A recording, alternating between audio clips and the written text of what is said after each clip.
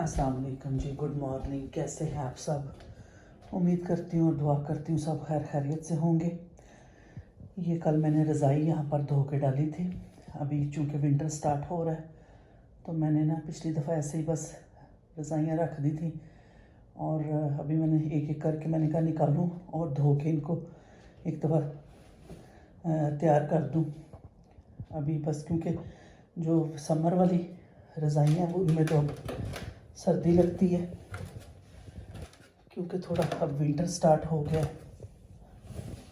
अभी तकरीबन 7 बजे हुए हैं और ऐसे कोई धूप नहीं है, नहीं तो इस वक्त तक अच्छी खासी धूप आई होती है।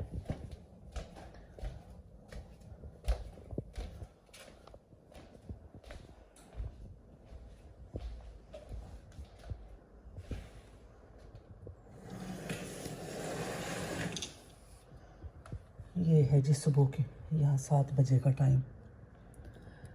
काफ़ी पार्किंग खाली हो चुकी है। अभी मैंने तकरीबन 15-20 मिनट पहले मैंने नमाज़ पढ़ी है। नहीं तो पहले कुछ दिन पहले अभी इस वक्त तक धूप निकली होती थी, ऐसे लगता था जैसे दोपहर हुई हुई है। लेकिन अब चूँकि थोड़ा विंटर का स्टार्ट हो गया और अब थोड़ा अभी तक थोड़ा अंधेरा ही रहता है। तो मैं आज कपड़े धो रही थी तो मैंने कहा चलें थोड़ी सी आपके साथ अपनी लॉन्ड्री की जो है रूटीन है वो शेयर करती हूँ और थोड़ा सा वॉशिंग मशीन्स जो हैं उनके बारे में थोड़ी सी बात कर लेते हैं कि अगर आप कोई वॉशिंग मशीन ख़रीदते हैं तो उसमें आपको कौन सी चीज़ों का ख्याल रखना है, या फिर आप जो है उनको जब इस्तेमाल करते हैं तो आपको कैसे उसको इस्तेमाल करना है। तो 2 तरह की मशीनें हैं जी मार्केट में, एक तो फ्रंट लोड वाली है और एक टॉप लोड वाली है। मेरी ये जो मशीन है ये आप देख रहे हैं, ये फ्रंट लोड वाली मशीन है। तो जो टॉप लोड वाली जो है पाकिस्तान में काफ़ी ज़्यादा वो जो है वो लोग इस्तेमाल करते हैं उस मशीन को, लेकिन यूरोप में मोस्टली जो है यही मशीनें फ्रंट लोड वाली ही इस्तेमाल होती हैं।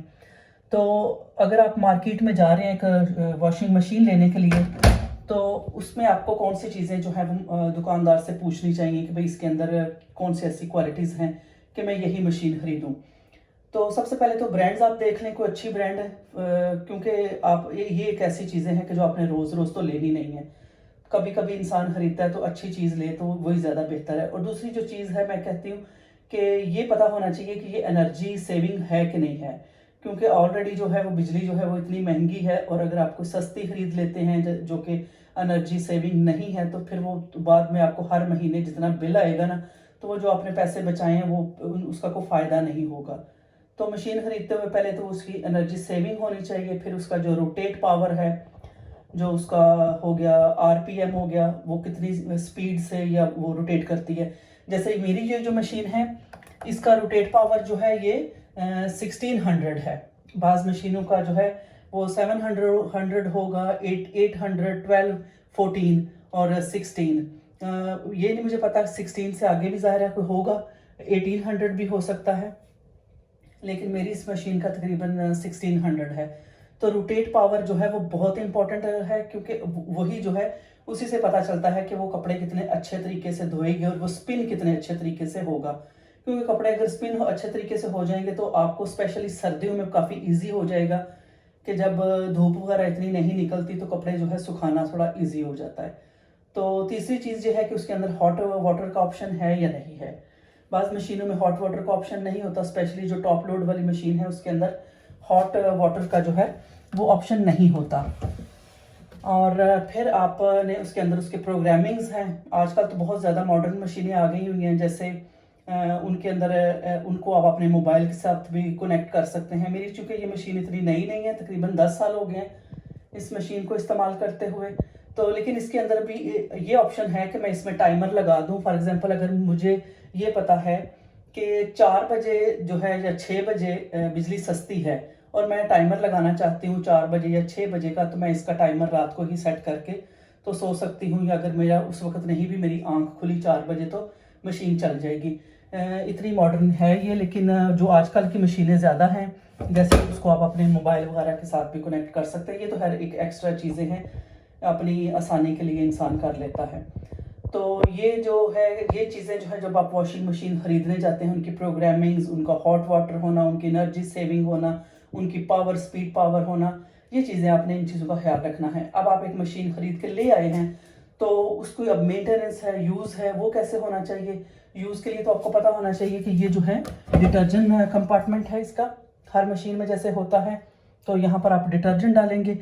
डिटर्जेंट डालते हुए आपने इस चीज़ का ख्याल रखना है, ज़रूरी नहीं कि इसको आप भर देंगे, फुल कर देंगे तो वो फिर कपड़े अच्छे धुलेंगे। जो है कम डिटर्जेंट के साथ भी जो मॉडर्न मशीनें हैं वो बड़े अच्छे कपड़े धो लेती हैं। फिर ये सॉफ्टनर के लिए है कंपार्टमेंट इसका। फिर ये एक है, जैसे यहाँ यूरोप में जो है वो खेल्क उसको बोलते हैं। अब यहाँ पर वो एक टैबलेट डाली जाती है थोड़ा, जिसको कहते हैं ना मशीन को क्लीन करने के लिए। तो मुझे पता नहीं है कि पाकिस्तान में या इंडिया में अगर लोग इस्तेमाल कर रहे हैं तो वहाँ पर खेल्क का लेवल क्या है। खेल्क जैसे एक वाइटनर कह लें, पानी के अंदर होता है जो मशीन को ब्लॉक कर देता है।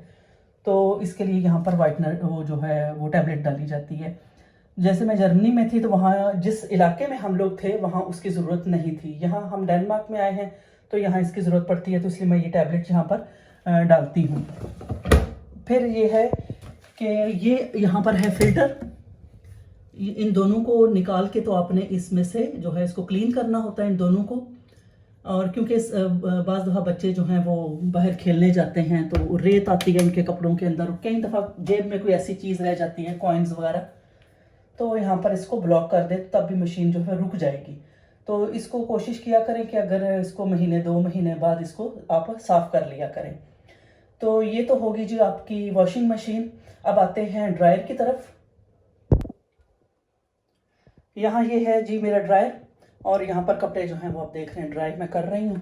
डाले हुए मैंने कपड़े, इसको थोड़ा मैंने स्टॉप इसलिए किया है कि इसकी आवाज़ थोड़ी सी आ रही थी तो वो वीडियो बनने में थोड़ी प्रॉब्लम हो रही थी। तो ये है, इसका नीचे एक ट्रे बनी हुई है, तकरीबन ड्रायर्स के नीचे ये होती है ताकि आराम से आप अपने कपड़े निकाल के तो उनको बाहर डाल सकें या बाहर लेके जा सकें या अंदर इसके डाल सकें। तो ड्रायर के अंदर आपको इस तरह का एक सॉफ्ट सा ब्रश चाहिए होता है, जो कि इसके इस हिस्से को, अभी आप देख रहे हैं मशीन चल रही थी तो इसके अंदर ये जो है लोहे से जैसे कपड़ों के होते हैं ये आगे हुए हैं, तो इनको क्लीन करना है मुझे।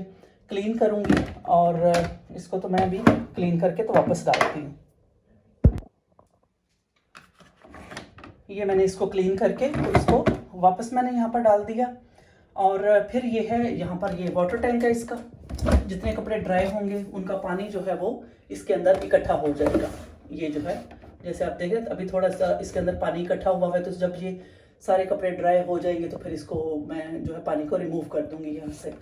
तो ये नई मशीनों के अंदर है, जो पुरानी मशीनें थी उनके पीछे एक पाइप लगा होता था, तो वो जो पाइप था उसको तो आपने कहीं बाहर खिड़की से निकाल के रखना होता था कि जिससे वो वेपर अप हो जाए हवा के अंदर। तो अब जो मॉडर्न मशीनें हैं उनके अंदर जो है इस तरीके से वाटर टैंक जितनी भी हैं उनमें लगा होता है, ये जो है ड्रायर्स के अंदर। तो ये हो गया ड्रायर हमारा। और ये जो है ब्रश जो है ये साफ़ करने के लिए आपको चाहिए होता है। ये जो ब्रश है आप देख रहे हैं इसकी भी अपनी एक स्टोरी है। रियान जब पैदा हुआ ना तो ध्यान की क्लास, ध्यान उस वक्त तकरीबन प्रेप में था, तो उसकी क्लास ने इकट्ठे पैसे करके सब ने तो बेबी के लिए वो घर में एक गिफ्ट हैम्पर भेजा था। और ताकि जो क्या कहते हैं जैसे न्यू बेबी पैदा हुआ तो उसके लिए गिफ्ट आया था, तो उसमें ये क्या कहते हैं उसके नहलाने के लिए बेबी को ये ब्रश था। तो बेबी तो बड़ा हो गया तो मैंने ये जो ब्रश है ना इस काम के लिए रखा हुआ है। तो काफ़ी पुराना ये ब्रश है, तकरीबन समझे कि 13 साल पुराना। ये मैंने थोड़ा सा बाथरूम को धो रही हूँ एक्चुअली, डाल के मैंने लिक्विड, मैंने कहा 1-2 मिनट थोड़ा डाल के रखती हूँ तो बाद में फिर इसको वॉश करती हूँ। अच्छा, मेरी इस मशीन के अंदर 2 ऑप्शंस हैं डिटर्जेंट कंपार्टमेंट के लिए। एक तो ये आप नीचे देख लें, ये जैसे बॉटल्स हैं 2, ये बिल्कुल मशीन के नीचे हैं, जो ऑटोमेटिकली खुद ही ये जो है ले लेते हैं डिटर्जेंट और सॉफ्टनर जब मशीन को ज़रूरत होती है। और एक फिर ये जैसे सब मशीनों के अंदर होता है, एक ये है। मेरा ये थोड़ा सा क्लीन इसलिए है क्योंकि मैं मोस्टली ये जो नीचे वाला है इसको इस्तेमाल करती हूँ। तो ये पता नहीं मुझे दूसरी मशीनों में ये है या नहीं है, लेकिन मेरी मशीन में ये एक ऑप्शन है इस तरीके से। तो जब ये ख़त्म हो जाते हैं तो इनको रीफिल कर लिया जाता है। और फिर ये जो है विंटर की रज़ाइयाँ जो है ये मैंने निकाली हैं, इनको धो के रखा है मैंने। क्योंकि अब रात को थोड़ी सी ठंड हो जाती है, तो मेरा होता है कि अब थोड़ी सी ना रज़ाई ज़रा मोटी होनी चाहिए। ये जो समर की रज़ाइयाँ थी, इनको मैंने कहा अब रखते हैं अलमारी में ऊपर करके, तो क्योंकि अब ये थोड़ी सी ना ये पतली सी हैं रज़ाइयाँ, तो इनमें थोड़ी ठंड लगती है, तो अभी ये निकाली हैं अपने लिए। और अब इसी तरीके से आहिस्ता आहिस्ता बच्चों के कमरों की करूँगी। और उनको, क्योंकि अभी वो वैसे कह नहीं रहे कि हमें ज़रा मोटी रज़ाई चाहिए, वो अभी मेरे ख्याल में उनके लिए वही अभी ठीक है। तकरीबन नवंबर में फिर उनकी चेंज कर लूँगी। और फिर यहाँ पर बच्चों को खाना वाना खिलाने के बाद ये बर्तन थे कुछ, इनको मैंने हाथ से ही धो लिया। मैंने कहा इतने थोड़े से बर्तनों को मशीन में डालूँगी तो बेहतर है थोड़ा हाथ से ही धो लेती हूँ। और इसके बाद फिर नमाज़ पढ़ूँगी, और नमाज़ पढ़ के फिर आज का व्लॉग एडिट होगा, और फिर इंशाल्लाह कल आपसे फिर बात होगी। अपना ख्याल रखें, और इंशाल्लाह कल आपसे बात होगी। खुदा हाफिज़।